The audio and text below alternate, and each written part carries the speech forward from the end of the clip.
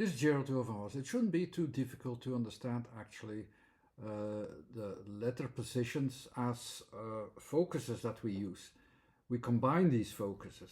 Some of the focus are really very focused, and these are pointed focuses, which 9 letters actually are used for it to describe them into the positions that you have there, or the amount of things that you see there. And when it's a bit wider, okay, and you say, okay, it doesn't fit very long, so where is it going to? And you start to follow where the things are going to. You use directions and use another kind of 9 letters of focuses, which are more or less lying here. The focuses which are really at the edges are like frames, so you can say, okay, I have a point here of reference and I use them as frames, and I can say, okay, then they are we can have them at these kind of places. It's another way of thinking. You also have another 9 positions of there. These 1, 2, 3 choices of positions and how we can balance out these positions are the basis of naming things. And it shouldn't be too difficult always. Let's go for the word grotte or grotte in French, or grotto you have even, and we will compare it to cave. What are the focuses used to go to that thing and have an orientation in it? Because that's basically what the word will be doing. Let's do that. Go to as simple as possible to these focuses. Pointed focuses, directed focuses, or framed focuses. One of these 3 options is enough to define the idea of what I'm looking at. So we have that scheme, the right, which you can use. You can go and fall back on it. You can read its positions and have more or less an idea then what we have or what we're dealing with and so on. So what is a grot or grot or cave or cavern that we use? I will not do all the letters there, but I have most of them.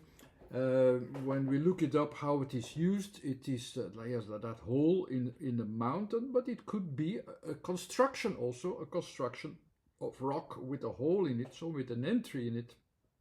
So it could even be a constructed place, a kind of housing of rock material. It doesn't say how deep it goes there, so because I know in Dutch we make a difference when we say grot. That's where we have the entry and we have that impression where it is.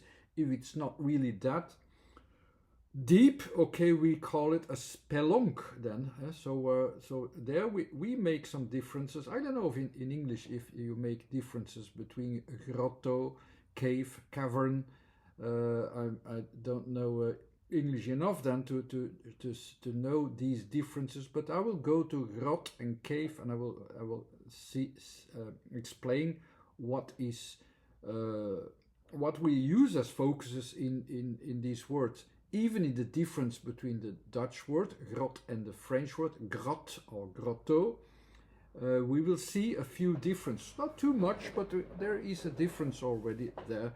It's also because we know already grot, that's the entry, and we have an impression. If we see that it's not deep, going deep enough, okay, we call it something else. Grot, it's always deep, or grotto, it's always deep. So that will be already something that I know beforehand. But let's see what we do. If we use the G, it's from the 3rd category. The 3rd category is framing. So we frame immediately the entry of the cave, and we use it as a framing to estimate what we see there. We estimate a place, but the place is beyond it. It is beyond our vision. So it is actually we only see the edges of it.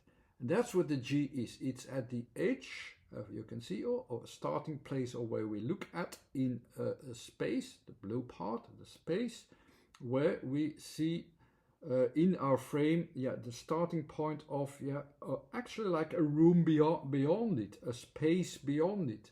So it takes a distance also from the space that really is there. So there is a large space behind it, which will also, like the last category always does, give a certain feedback to back to us, because we don't see it yet. So we will still have to figure out what kind of feedback it will give to us, how big it will be. We don't see it yet. So this is the first entry. It's that framing. We have a framing, and at the edges is a space beyond that. And that's what the G is expressing. And that's the very good entry point of what we see in the cave, in the grot. The next letter is the R, which is also a framing. In this case, we will frame, start to estimate what will be beyond that frame, which is that space beyond that. It will connect to a bit closer to in focus is the space in which you have the connection to the material.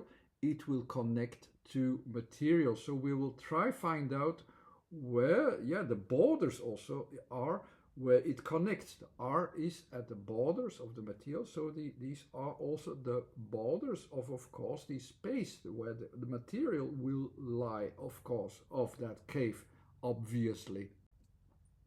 So where we will connect, let's say it's a ceiling also. We will go and look at where is the ceiling actually, where is that ceiling growing, by the way, where is it lying, where is it connecting, and so on, where are these connecting parts of the ceiling. And the next letter is the O. The O, okay, look it up in the system. It's from the second category. The second category is about everything which is about timing, changes, directions. So now we're going to direct our focus further. It starts from O. The first position is a starting point in space. So yes, we still start in space, and we start to connect it further. So we go and connect it further. So the point of O could be about, yeah, what will grow out of it, what will what do we time out of it, what will be further on it, what will change in it. Anything can happen from that position, but it's a position which starts in space, go forward, and from there the things are going to change. You will expect actually changes, and we're going to follow it up as in the O. We're going to follow it up in a horizontal direction. We go deeper into it. We go deeper into the cave and go and find out what else do we have. What changes do we have? Is it because that's what we expect. That's what we expect in O. We are open to everything which will change there, and anything that can happen there. All these things are related with timing. That's how. But it starts in space. Will that continue in space? Depends on the next letter, because we are here going to expect, okay, maybe some things will change, some things will happen, some things will be different, all these things, but maybe it can be still a continuation in space, which we know already that a grot is. So the next letter will decide also where we land. And where will we land? Again, in space. The letter T is in my scheme. I left it out here, the complete scheme. We have a placement in space, we have an orientation in space. So yes, we focus upon how far can we go in all these directions and change and so on into that cave. And that's already the first word. Grot, the Dutch word, is also not going further than that. It's going from the entry, knows it's something behind it, with the ceiling there, with changes behind it, and we start to measure, think how many changes will there be. I don't know, but will be still in space. That's grot. With the French word grot, they will go deeper into the cave.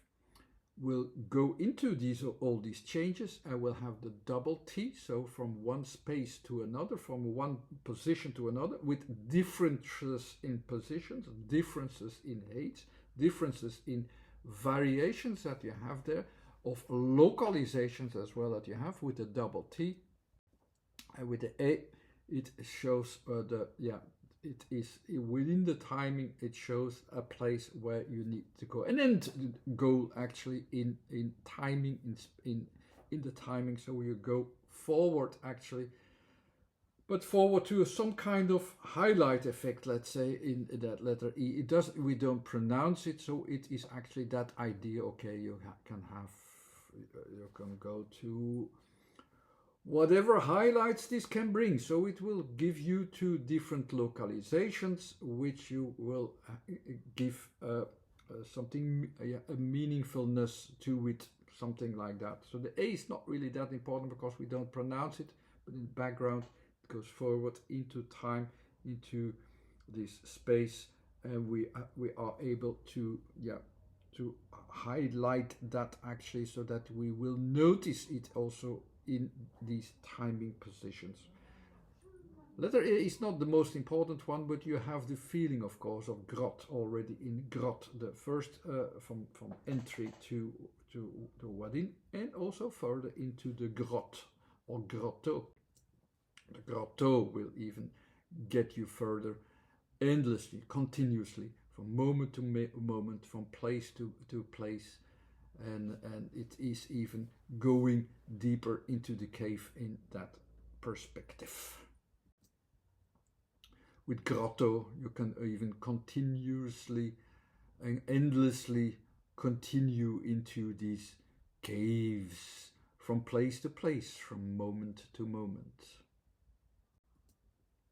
The cave is a different description. It also looks into the cave. It's at the entry, and it is like the C is about focus. It's trying to focus. It's trying to concentrate, because it's a focus at the edge of what we can see well. So we try to estimate. So what do we really have here? That's the C. What do we really have here? Do I have some references that I know where how I can keep my focus, because my focus is not clear in the beginning of the cave already. I try to see at the borders, where do I have here, what do I have here, what can I see further. With A, it tries to concentrate on that point and tries to figure out what do I have here. But it is also connected with the sound E again, so it is also checking out what is here different here. What can I see really as differences? We're not seeing it very well into the cave. In the beginning we just see a black hole, almost like we see something, but what is there? What are the differences? We are very careful. If we don't want to fall, we have to see what are the differences. Differences are the things that are defined via the letter E.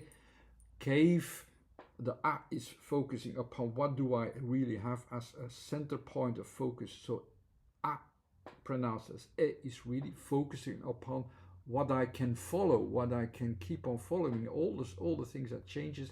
I want to keep my focus straight. And that's what you do when you start to focus into the cave. The Y is pronounced there as well. Y is really trying to figure out a way in between where you have into your destiny without any resistance. It's trying to find a way. That's the sound of Y, which I described in my book as well. So it's there as well. So we try to find your focus in all what is changes, and try to figure out a way so that you can keep on going deeper, concentrating into it deeper, so that you can keep your focus there. The V is one of the last category. The V is then of the framing, so it's framing into these positions where you try to keep on your focusing in all the changes that you do. So everything which changes is followed. The V is about what changes as material, what is changing as position in material as well.